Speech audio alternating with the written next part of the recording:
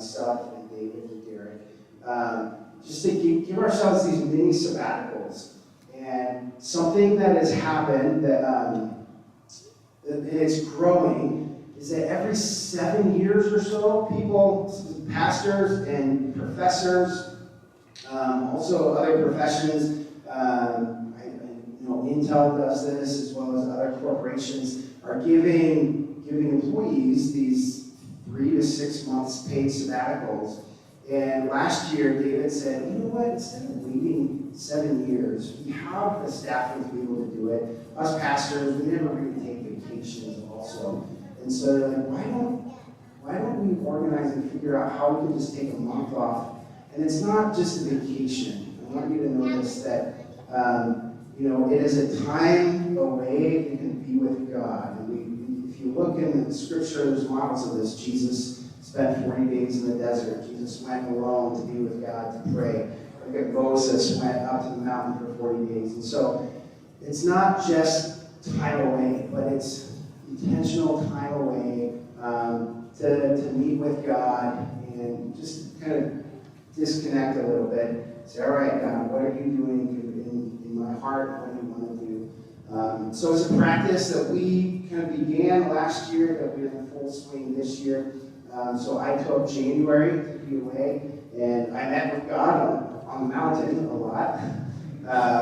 But Eric is taking May, Pastor David will take, I believe, July, and Pastor Janelle in September. So we just ask that you would pray intentionally this month. Pray for Derek. Pray that God would lead him in this month. But, so anyway, I came into my office and Derek left me this nice basket of candy on my desk. It's not for you. I'm like, Derek, you didn't have to do that for me, but I am incredibly grateful. It's not going to take me very long to eat all this candy.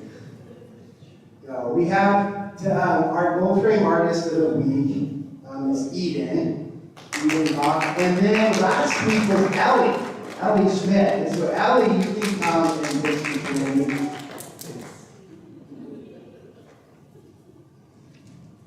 And then I'll invite all the kids to come up to pray before you guys go out and do your church.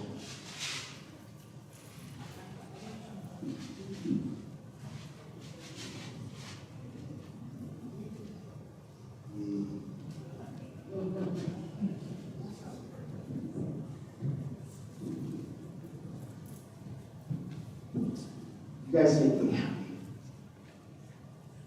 I love you guys. That's great. Dear God, I thank you for each one of these kids. I thank you for the life that they have, the energy. We just ask that you bless them today, bless them this week, but go with them as they go and as they learn about you. We thank you, God. Amen. Before I invite Janelle up to give the message, I do want us to just take a moment and prepare our hearts. So here at St. John's Church, we observe kind of a fourfold order service. So we gather together, and then we hear the Word, God's spoken Word, through Scripture and through a sermon. And then we come to the table, we have communion and offering, and at that table it's a response. So there's a time of prayer and worship through song, and then we are sent. And I think it's good that ritual, that reminder each week, that this encounter back and forth with God. And so, as we prepare our hearts, there's a couple things just to be praying for. Again, pray for Derek, as I mentioned. Pray for Pastor David and Lena and their family. They are visiting Lena's family in, I want to say, Georgia. Yep. And then pray for my mother-in-law, Kate. We just found out she went to the hospital this morning with pulmonary embolism. And so please be in prayer for her and for others. I just want you just pray as we take a moment. Just lift up the needs in your heart, and God will hear that. So let's just take a moment of silence, pray for the requests, and I'll ask God to open up our hearts for the message this morning.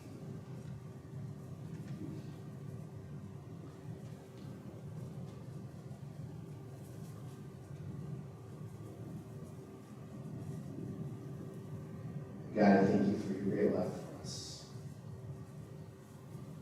God, I pray for Kate and ask that you be with her right now in the hospital. You will touch her body. Pray for Derek. You reveal yourself to him this month in a special way.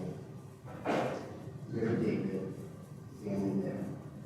May they be able to still to be a light where they are and just encourage them this time spent with family. Right now, this moment I would ask that you would open up our hearts to hear. We'll hear you, hear your voice, hear your words spoken through your servant, Pastor James. We lift it up, God.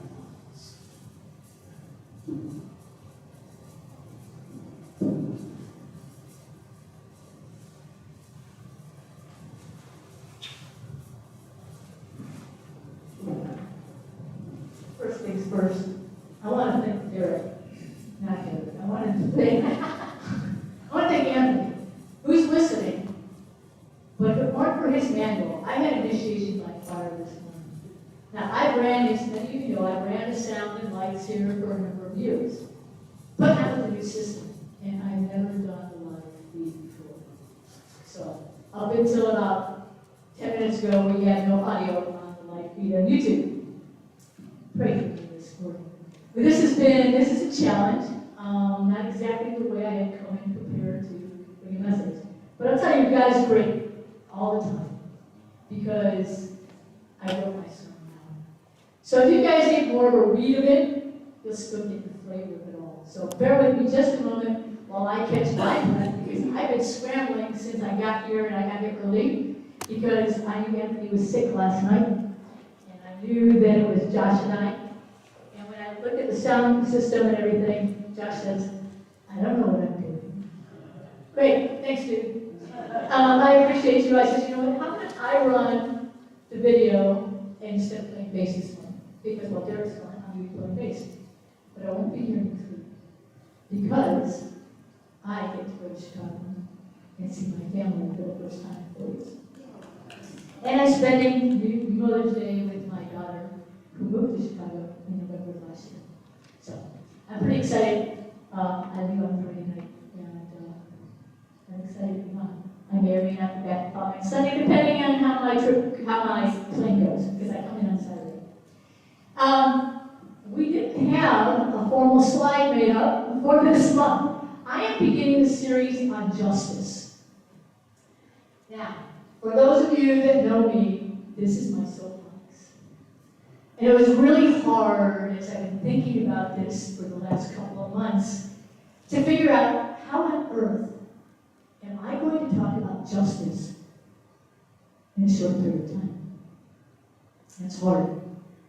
Justice, biblical justice, is talked about throughout the scriptures. Now, did you know that if you were to take all the various translations together, that justice is talked about over 300 times throughout the scriptures? 300 times. That's a lot. If justice was not important to God, it wouldn't have been throughout the scriptures, would it? If I were to give you a summary of my message this morning, it would be, what is biblical justice? Biblical justice is upholding God's standards of good and evil. It is the recognition that every single human being on earth is made in the image of God, that they're all precious to God, and they're cared for by God. It's seeing those that everyone else has overlooked and speaking up on their behalf. The end. You guys know me better than that. I don't know how to leave it just there. And I couldn't do it. The fight for justice for me began when I was 6 years old. Now, some of you know that in my early adolescent years, we were partially raised by a black woman named Louise, who helped be there for us, take care of our home, and lived with us during the week while my parents worked 16 hours a day in Chicago. Louise was an amazing woman and was family. She was with us for a number of years. She came in when my baby brother was born, And she stayed with us on and off for probably 8, 9, maybe almost 10 years. On the weekends, her husband would come and pick her up and take her home to Gary, Indiana. I went home with them a lot of times. I never thought of any difference. Going home to Louise's house was interesting. Her parents lived there as well. Big Daddy, who was literally a very big man, he was probably 6'4", 6'5". He lived to be almost 100 years old. And it was his funeral, the first time I ever saw a black funeral, and understood what it meant to treat a woman at a funeral. Both her mom and dad had been slaves. And I never thought twice about that either. I grew up in that environment. I never questioned it. There was nothing different between us. We ate together, we slept together, we played together, we made music together, we danced together. I walked in the neighborhood by myself.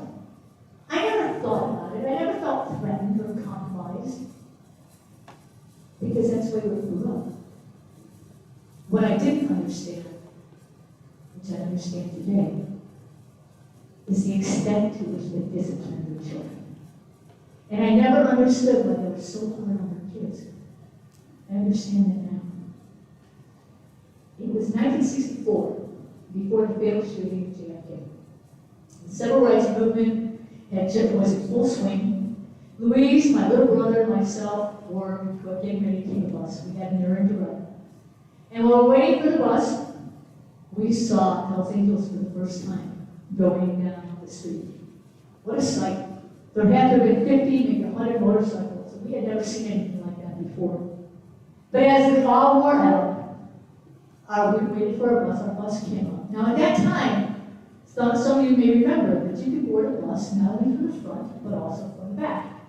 Or at least in Chicago you could. So we waited, when we got on the bus, we got onto the back door. The bus driver closed the door on Louise's heel. Now I'm 6 years old, and I'm yelling at him to open the door. But he won't do it. He did it intentionally. She was black, which means she was not equal to him, and he considered her inferior. Now, That was nearly 60 years ago.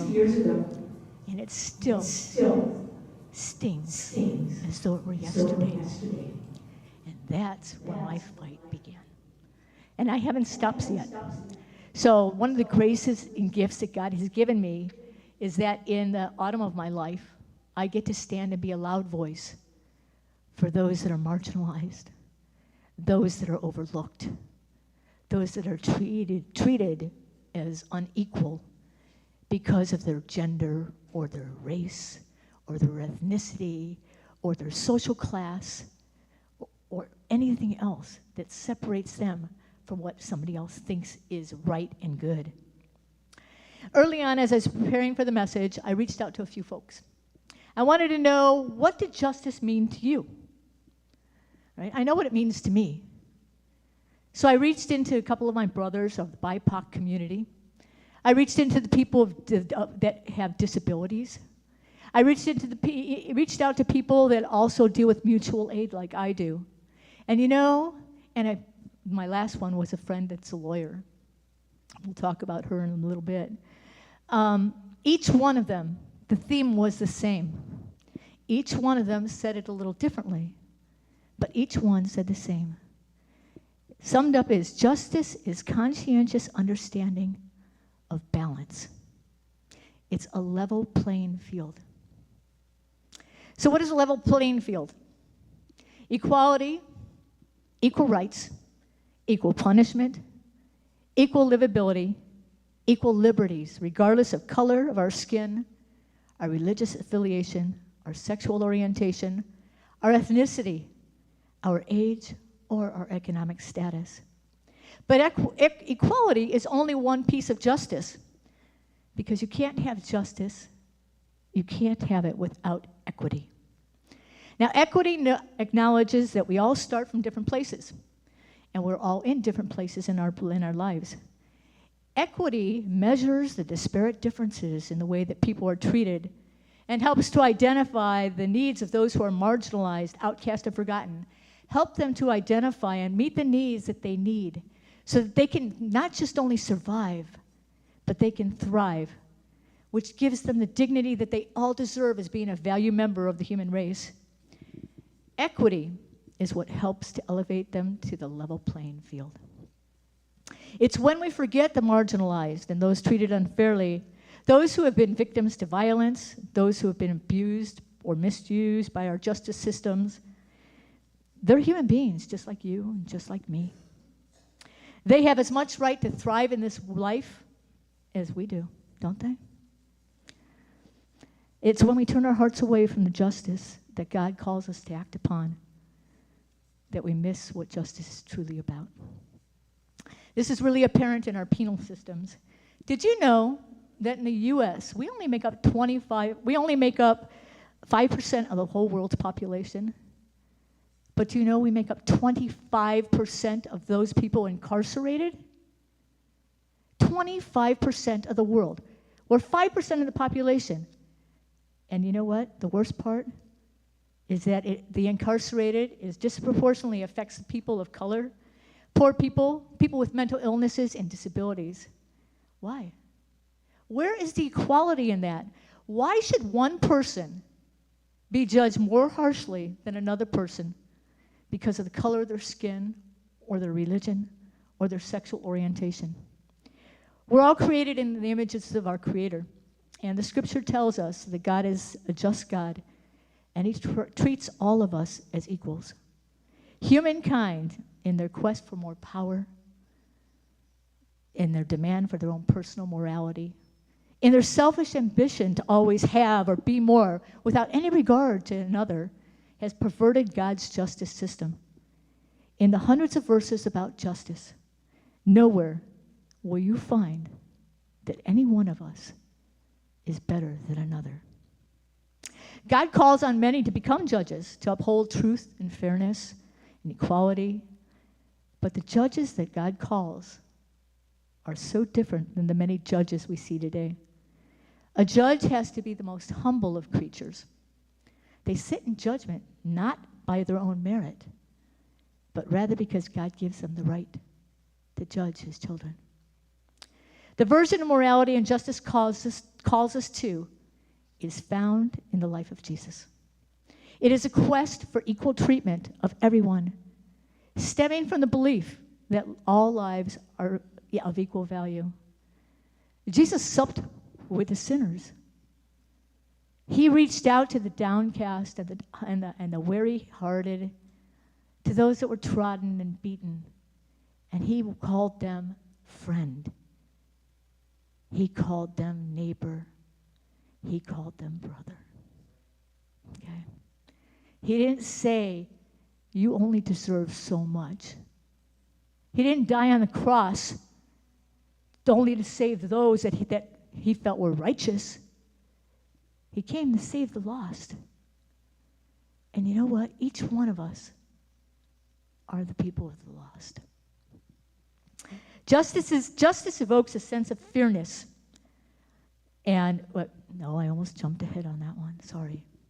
In the past several months, I've met a woman that, not personally, not physically, but her and I connected in December of last year. And God had led me through a series of steps that brought me into the Portland Nets, which is Neighborhood Emergency Response Teams.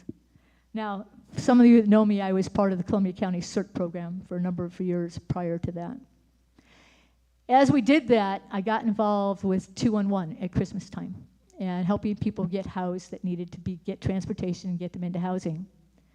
And I met an amazing woman. Had no idea of her background, had no idea of anything else other than she shared the same heart with me. It wasn't until later that I found out that she was a lawyer. But she doesn't practice anymore because she could not find justice in our justice system. Now, she's given me permission to read and share what she wrote, because she wrote just an amazing piece about justice for me to be able to present to you. And I'm going to give you a little excerpt of what she said. She said, justice evokes a strong sense of fairness, equality, recognition, resolution, and restitution. What it is interesting is that justice does not, in and of itself, include acceptance, tolerance, or love in and of itself. Justice is the method we use to heal people or groups from having been broken, to being put right again. Justice is achieved when the individual's right to wholeness is recognized, their right to exist respected, and their dignity restored. And now is where I think we add those things that justice does not include: acceptance, tolerance, and love. Justice is the method, but acceptance, tolerance, and love are the energy that drive the method. Without them, justice has no fuel and no direction. Without them, justice is broken, and justice is so completely broken. So even if I think I have an idea of what it should be, our emotions often make justice into vengeance and violence. And crude approximations by dominant culture have created court systems that reduce justice to a rigged midway game at a county fair. And that's why she no longer practices law. She still has her active license. She still does volunteer work. But she could not find the justice that she was hoping to be able to stand up for in the court of law. We have no right to judge others. God tells us we have no right. He is the only true judge. When we judge others, we're hurting ourselves. Too often when we judge others, it's because of something inside of ourselves. It's not uncommon for an unfaithful partner to accuse the faithful partner of being unfaithful because of their guilt and their shame alone. Okay? It doesn't necessarily mean they will automatically judge, and all kinds of other things and repercussions can happen from that. We have no right. We have a right and a moral obligation to love people just the way they are. And when we love them, we want the best for them that they could have. When we discipline a child, we shouldn't be doing it out of vengeance, but we do it out of love, don't we? Why do we discipline children? We do it to teach them. We do it to help them become aware of anything that is less than good behaviors. But discipline in our black communities, the discipline I witnessed, I missed that, sorry. Discipline should not cripple the human spirit. When we lack justice in our actions, we're doing just that. We're robbing someone of dignity, and we're stripping them of any hope that they may have. Unfortunately, in our marginalized communities, in particular our black communities, discipline is twofold. First, discipline is not vengeance, but rather an expression of love. Wanting people to be the very best and they can be, and helping them to be aware. But discipline in our black communities, the discipline that I witnessed as a young child with Louise's family, was also to enforce and reinforce survival. Not all that long ago, I listened to a local preacher here. He's up in Vancouver, and I've got a lot of respect and admiration for this man.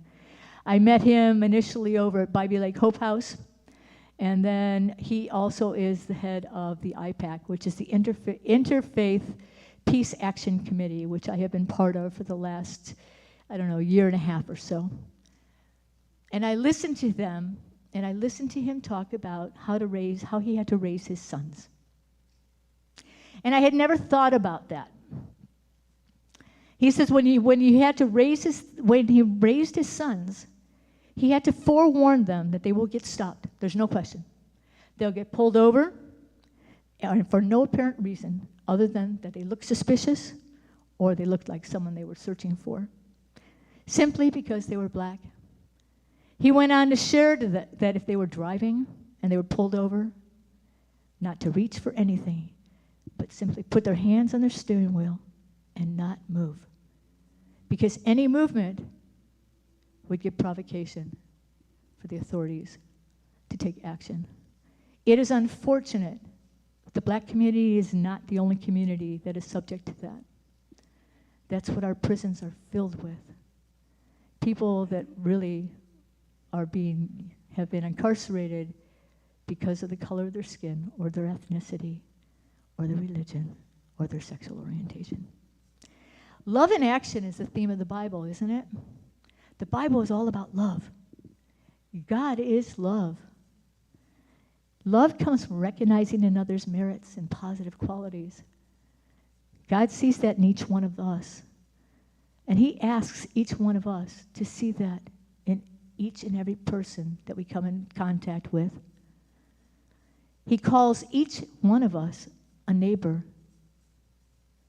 And we're told that we're to love our neighbor, who? As ourselves. Okay? So first, we have to learn to love ourselves. That means stop judging yourself. That's really hard to do, especially if you've grown up in an environment where judgment was number one, right? It's never good enough. It's not, let's do it better, let's do it better. So the first is to give yourself grace and not judge yourself, but then also not to judge one another. We need to learn to love one another wholly, without reservation, because we are a reflection of God's love. We can never be or have the perfect love that he is and he gives. But each and every day is our opportunity to grow stronger, to build that love into a much stronger love. There's so many ways we can help foster justice in this world. We need to boldly speak up when we see injustice. We need to act on behalf of those that have no voice because they've been marginalized, outcast, shoved aside. We need to reach out to those that need a helping hand, that need a listening ear, that need someone to lean on. In Proverbs, we hear that if your enemy is hungry, give him food to eat. If he is thirsty, give him water to drink. In doing this, you'll heap burning coals on his head, and the Lord will reward you.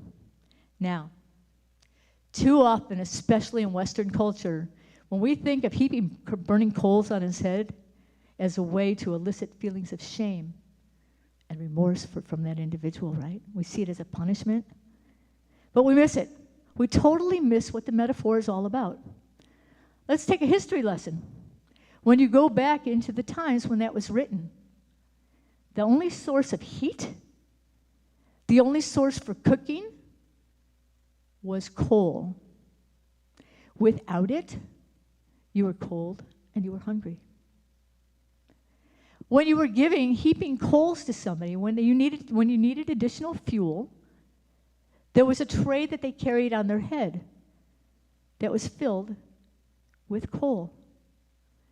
When a widow would show up at a door because she was out of coal, the owner of the house could either share what they had, or they could turn them away. But if they shared what they had, they were giving them fire for their home to keep them warm and help them be fed. That is the metaphor that we miss in that verse. Okay. Coal was the means, and that's why we were done that. For some, we have to start by building a trusting relationship and asking them what is missing in their lives that might help build equity and restore dignity in their lives so they can be the best that they can be and not the best we want them to be. Okay? When we choose what we want them to be or what we think they need, it may be totally different. Many of you have heard that when I look at our neighbors experiencing houselessness, it may be a great thought to go and buy a beautiful, nice blanket for them. But I'm going to tell you, if that blanket gets wet, they're going to leave it, and they'll never see it again. Ask them what they need. Ask people what they need. Don't be afraid of that. Because, if you truly take an interest and you ask them what they need, they'll tell you. You may be able to meet that need. You may have a resource that may be able to help meet that need. There may be somebody else that may come along that maybe help you to meet that need for that individual. But ask them first. Don't just assume that what you think is right for them. We help to foster relationships with dignity and respect. And when we do that, and we restore those things for those individuals, they in turn can take that, pay it forward, and give it to someone else along the way. God calls us to uphold justice. Justice is love. It's not vengeance. It's not revenge. When I think of the scales, justice, they should be equal. And if they're not equal, what is it going to take to bring the equity so that there is equality? I trust that God will give you some grace this morning.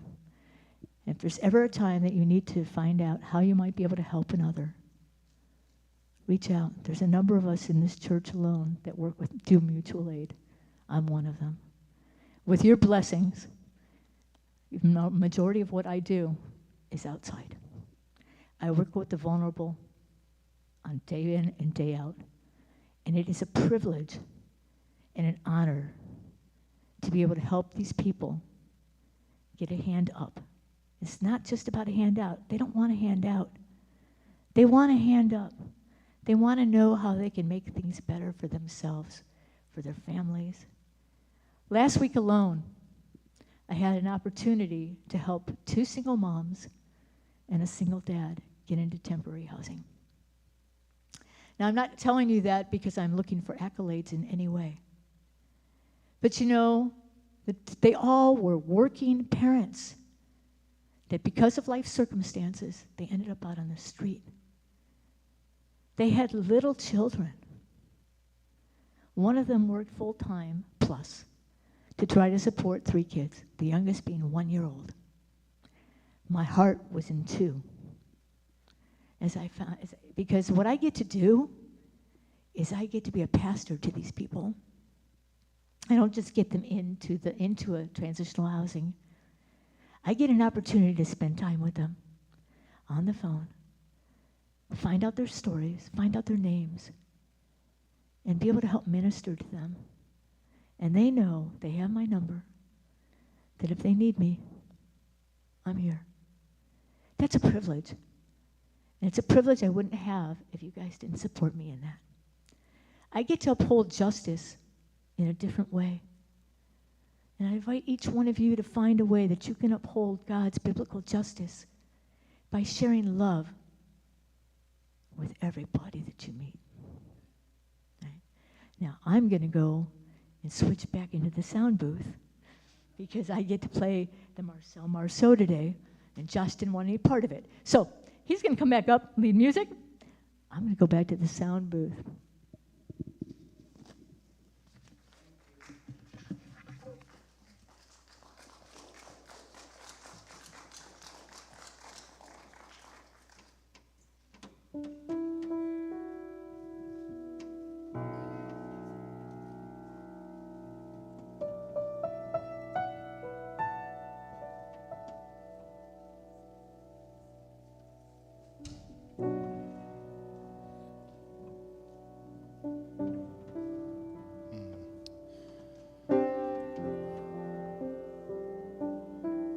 Gathered together. You've heard the word. Now we come to the table. We respond. What is God calling us to? What action is He asking us to do? At any time during the next 2 songs, I invite you to come. We have communion at the front.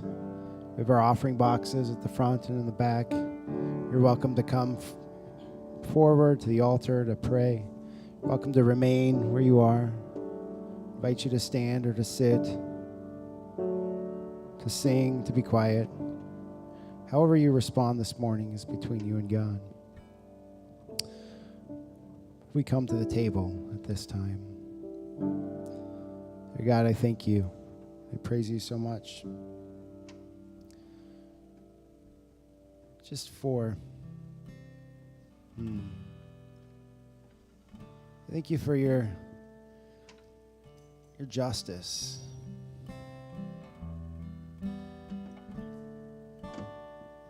God, that you are concerned. You care deeply when things are not fair. And you have asked us to partner with you in that, to work, to make things right.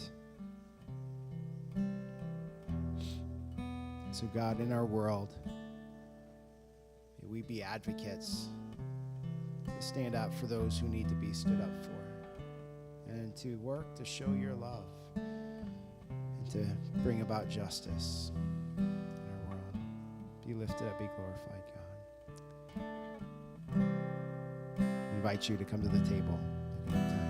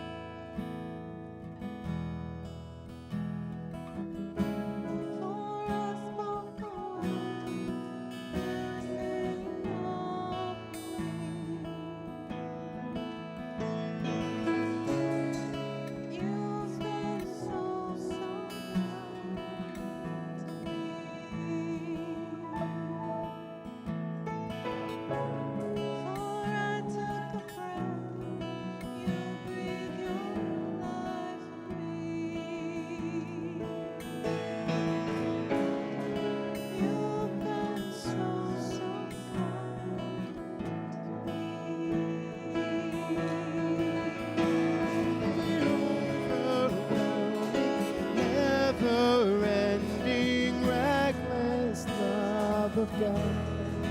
Oh, it chases me down, fights till I found leaves the 99. I couldn't earn it, I don't deserve it, still you give yourself away. Oh, the overwhelming, never-ending, reckless love of God. Yeah.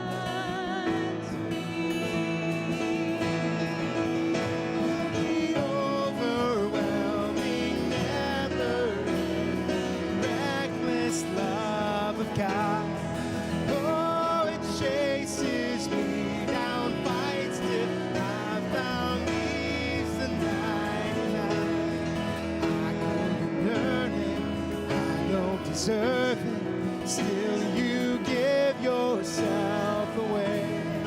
Oh, the overwhelming, never-ending, reckless love of God.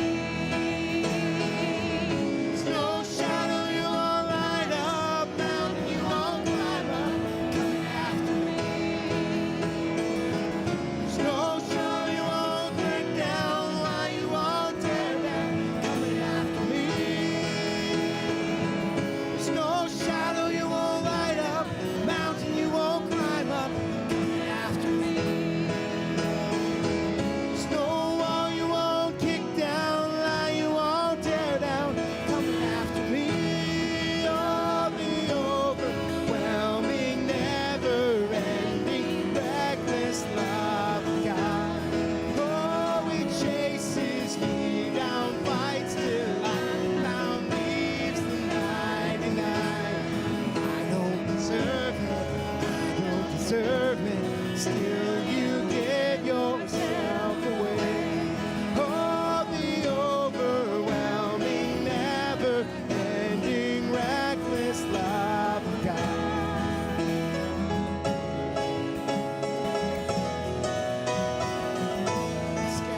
Praise and worship.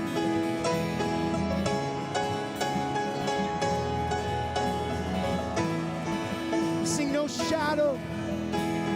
There's no shadow you won't light up, mountain you won't climb up, coming after me. Yes, Lord. There's no wall you won't kick down, lie you won't tear down, coming after me. There's no shadow you won't light up, wall you won't climb up, coming after me. There's no wall you won't break down, wall you won't tear down, coming after me. Oh, the overwhelming, never-ending, reckless love of God. Oh, it chases me down, finds till I found leaves the 99. I didn't earn it, I don't deserve it, still you give yourself away. Oh, the overwhelming, never-ending, reckless love of God. Oh, the overwhelming, never-ending, reckless love of God. Oh, it chases me down, fights till I found leaves the 99. I couldn't earn it, I don't deserve it, still you give yourself away. Oh, the overwhelming, never-ending, reckless love of God.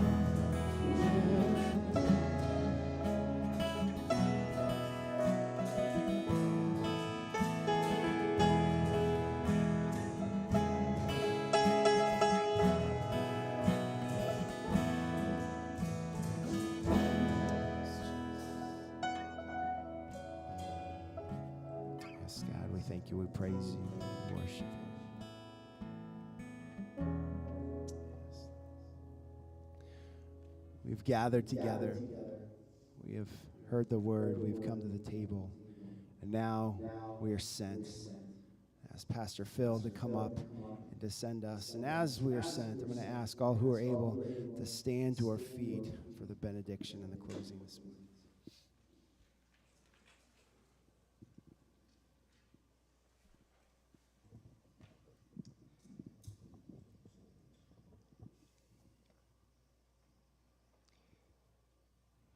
We've heard the word,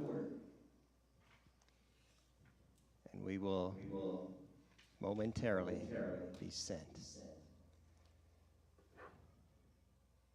May the God of endurance and encouragement grant you to live in such harmony with one another, in accord with Jesus Christ, that together you may with one voice glorify the God, Father of our Lord, Jesus Christ. To God be the glory. Great things he wants to do through you. Go in peace. God be with you.